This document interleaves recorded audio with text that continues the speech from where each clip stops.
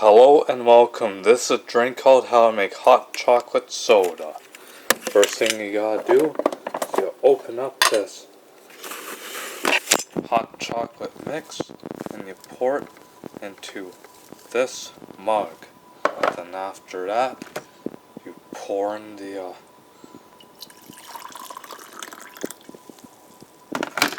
hot water or warm water.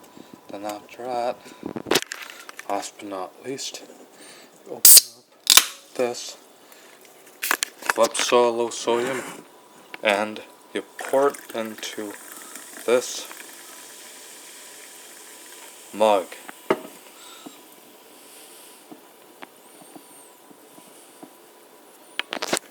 And here is your hot chocolate soda. Enjoy, folks, and thank you for watching.